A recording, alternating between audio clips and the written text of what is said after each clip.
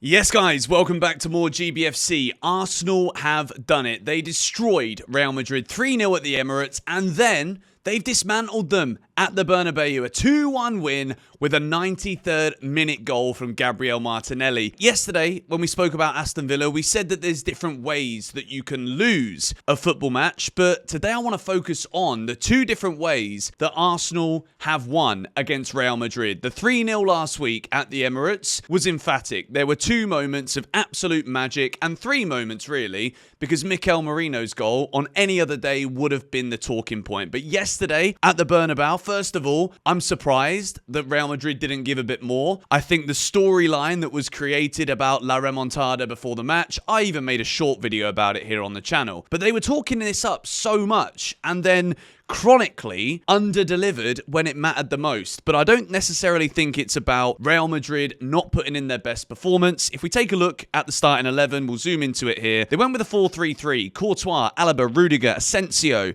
Vasquez, Bellingham, Tchouaméni, Valverde, Vinicius, Mbappe, and Rodrigo. And then later on in the game, things shifted a little bit with Valverde moving over into a more defensive position because he needed to. And I think what we saw from Arsenal, and the most impressive thing here for me, Gabriel Martinelli is a player that we've got to talk about today. You can see here, we'll just touch upon it now. The man was absolutely everywhere. And I want to talk about the defensive work, particularly from Arsenal, because Mikel Arteta, as much as it pains me to even make this video being a Chelsea fan, Mikel Arteta, in the pre-match press conference, I listened to the whole thing, the Spanish questions and the English ones. Mikel Arteta said, we are coming to win this game. He knew that if you win the game, obviously you win the tie, because you got a 3-0 lead from the first leg. Over the course of two legs, against the greatest team in European football's history, they have shown that they can win in different ways. They've got players that can create moments of magic, brilliance, out of absolutely nothing. Two Declan Rice free kicks and Merino's goal. And then the way that they have beaten Real Madrid here today, they pacified them. Real Madrid didn't have enough energy to be able to combat the structure and the rigidness that Arsenal had, and then the moments of individual brilliance down the other end. Now, if we take a look at the momentum chart here,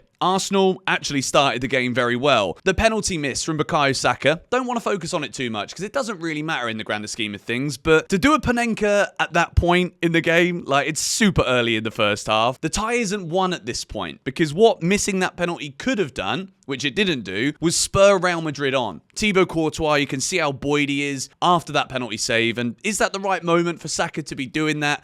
I think he's more intelligent than that. I think Saka's got such a great ball striking ability that if he puts his foot through it, Courtois 6'7", he's probably the best keeper in the world. Yes, he might save it, but you look like more of an idiot if you miss it. The great news for Bukayo Saka is he rectified that and basically scored a Panenka-esque goal to give Arsenal the lead. But if we do take a look more, Real Madrid obviously at the Bernabeu, 3-0 down, they're going to have passages of play.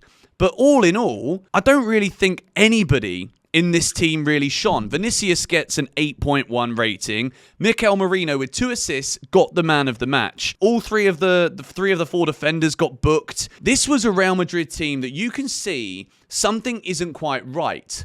Is it the balance and again having too many superstars with Mbappe coming in? Like, for whatever reason, it just hasn't worked. And in recent years, Real Madrid haven't necessarily had, since Karim Benzema, a striker that you would say is like Galactico, elite level. I think we've seen Joselu play in the Champions League in recent years. You know what I mean? I think this Real Madrid team are in that transitional phase where they need to do something new. And I think it could actually be the elite gaffer, Carlo Ancelotti, actually leaving. But I want to move it back over to Arsenal here because all over the pitch, there are players here that deserve massive credit. William Saliba made a mistake, and honestly, tell me now in the comments, if Saliba doesn't make an individual error, do Arsenal look like conceding in this whole tie? I'm going to say that they don't, to be quite honest. Kiwior, who was supposedly going to be the weak link, they were going to miss Gabriel. Did they? Absolutely not. Brilliant performance from him. 1-2 out of his 2 aerials. And again, They didn't have much of the ball, Arsenal. One accurate long ball. But overall, it's the positional play of both Saliba and Kiwior that nullified the Real Madrid attack. Lewis Skelly, again, I keep saying it. Look at this. 8 ground duels won out of 10. 84% pass accuracy. 100% success rate with his dribbles and his take-ons. Like, the man is so composed. For an 18-year-old, it's absolutely insane. And I tell you what, as much as it pains me sometimes to make these Arsenal videos, I am going to do it on this channel. I'm going to just look at the football and praise what needs to be praised. And look, to win 3-0 in the Emirates, that's historical for Arsenal. But to go to the Bernabeu and then win 2-1, and I haven't got to Martinelli yet, and he is the man that we got to focus on here, because that goal is massive for Arsenal for many reasons. I think Declan Rice showed that I think he's probably one of the best midfielders right now in Europe, and I think he could easily play for that Real Madrid team, easily. But Martinelli, quite often, I think, goes down as an unsung hero. Looking at where he spent the majority of the game, there's a lot of defensive actions here from Martinelli. And if we look at the stats, he obviously gets the goal, which we'll talk about in a minute. 1 out of 4 dribbles attempted, so he's trying to make things happen. 82% accurate passes, but it's this. 5 ground duels won in this match. Yes, it's 12 of them. It's not even 50%, but it's the importance of some of the moments, particularly when you're up against these 3 players, Vasquez, Real Madrid's captain, Valverde, unbelievable footballer, and Rodrigo. That was going to be difficult on paper for Miles Lewis-Skelly to deal with. Not only were Real Madrid not quite as good as you would have expected them to be, but I think the work rate of Martinelli was just immense. And we all talk about Bukayo Saka, and people talk about Martinelli needing to do more. They want more numbers, Arsenal fans. Saka's obviously the guy. He scores. He gets assists. He does so much great work for the team. But in this stage of the competition, in Europe's elite competition, you need players to step up and put in huge performances. And Martinelli, I think, absolutely deserved the goal. It's all about, the first leg is about smashing Real Madrid to pieces. It's about how they have won here in such a professional manner. Arteta, everything he said came true. Everything. Arsenal didn't go to the Bernabeu to sit back and soak up the pressure and play with fear. Arsenal went fearless into the Bernabeu. And Martinelli scoring the winning goal, for me, is the icing on the cake. Because when you've got players like Mbappe, Vinicius Jr., Rodrigo, renowned as 3 of Europe's most potent attackers in this competition and just in the world of football, right? Look at this. Saka scores a beautiful dink over the world's best goalie. Mikel Merino, who isn't even a striker, gets 2 brilliant assists and a man of the match display. And Martinelli with the icing on the cake with a 93rd minute goal. Brilliant burst of pace to have that electric energy still, to make that run, to go straight at Courtois, and the finish, right? It's emphatic. And the Arsenal fans are going absolutely potty in that away end. I got my friend Guy that was there last night. He's a big Arsenal fan. If you saw him out there with a bucket hat on, that's my friend. I'm happy for him, but I'm not happy that Arsenal have done this. I wanted Real Madrid to do us a favour, but you've got to give credit where credit is due here. Thomas Partey with a yellow card. I think that means he misses the first leg of the semi-finals. I think there's got to be something done. There's a few things I want to discuss here at the end of this video. I think there's got to be something about these, the way that yellow cards are still treated at that stage of the competition. Do you know what I mean? He's not been sent off. And credit to Declan Rice, by the way, for protecting him towards the end as well. But also, the refereeing decisions overall in this game. For a match of this calibre, between these two sides, how is the refereeing that bad? Do you know what I mean? I didn't want to focus on it too much, but the VAR calls just took so flipping long to figure out everything. And look, Mbappe's dived, and thank goodness the yellow card for Declan Rice was rescinded, because that would have been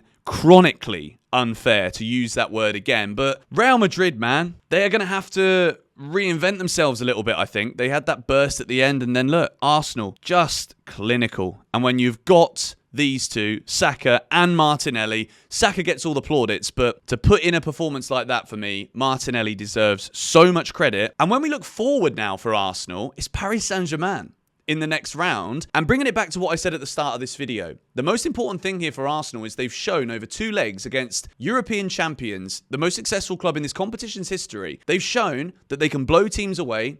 Emphatic, brilliant at home to Real Madrid, 3-0, Emirates rocking. And then away from home, they can soak up the pressure when teams are going to come at them and try and beat them. But they've got so much quality in this team, even without Gabriel in there. And everybody knows what their roles are. They've got brilliant fullbacks, great goalkeeper in David Raya. And I think Arsenal right now, they are set up more for knockout football, over 2 legs especially. Premier League, they're not always going to score loads of goals.